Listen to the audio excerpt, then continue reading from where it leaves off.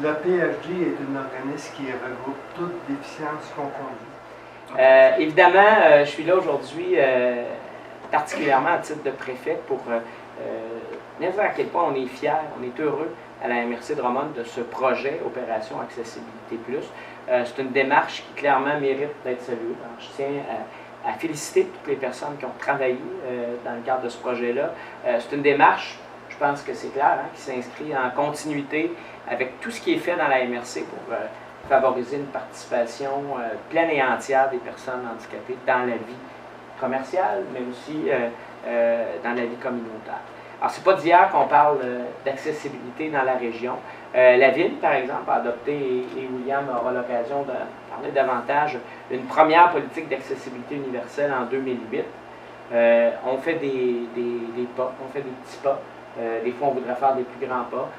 On a cette volonté que l'accessibilité, ça ne devienne pas comme une surcharge à la fin d'un projet, mais que ce soit toujours intégré, que ça fasse partie de ce qu'on fait. Et je suis fier de voir, entre autres, nos équipes à la Ville, à quel point pour ces gens-là, c'est rendu important. Je voyais, par exemple, et on en parlait quand je suis venu la semaine dernière, l'accessibilité, par exemple, du belvédère à la promenade des Voltigeurs. Ça va être fait dans les prochaines semaines. Ça faisait partie du projet, c'est dans les prochaines étapes.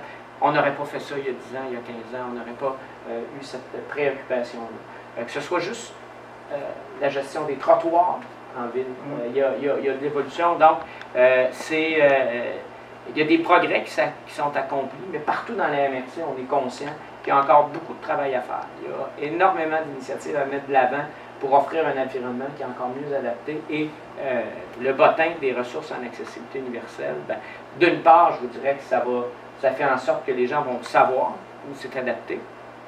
Ils vont aussi savoir où ça ne l'est pas.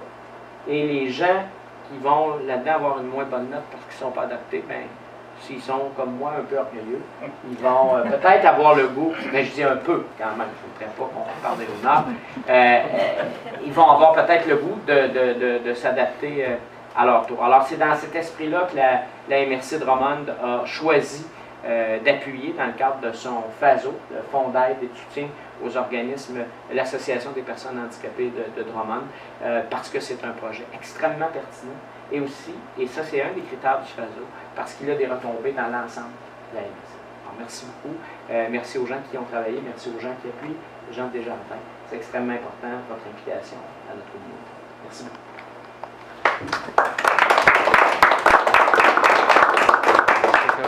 Madame Ramirez, bonjour. Bonjour. Bonjour, conférence de presse ce matin pour parler d'accessibilité pour les gens à mobilité réduite. Parlez-nous de votre implication. Merci. Chargé projet d'Accessibilité Plus pour créer le bottin de ressources en accessibilité. Très fier d'être ici et très fier de commencer ce projet. Excellent. Donc, un bottin important. Monsieur Morel, votre implication pour la ville, évidemment, aussi important pour les gens?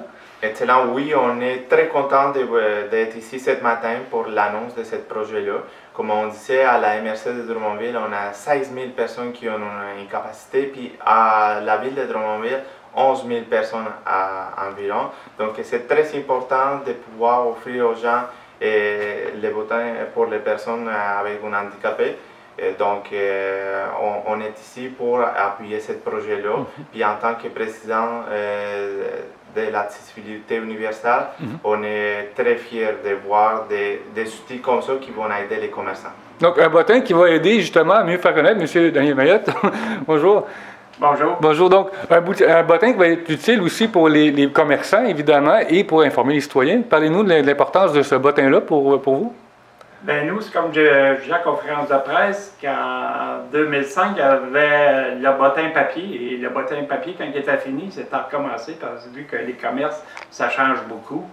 On a décidé de mettre ça sur un site web. On était des années en 2005, le web évoluait beaucoup dans ce temps-là. On a évolué jusqu'à l'année prochaine avec ce site-là. Là, on a un nouveau site qu'on a un webmaster à construire avec des images et beaucoup détaillé le degré d'accessibilité des commerces là-dessus. J'en profite pour toutes les personnes s'ils veulent aller le visiter. Et on a peut-être 40 à 50 commerces de mis à jour. Il en reste beaucoup à faire encore.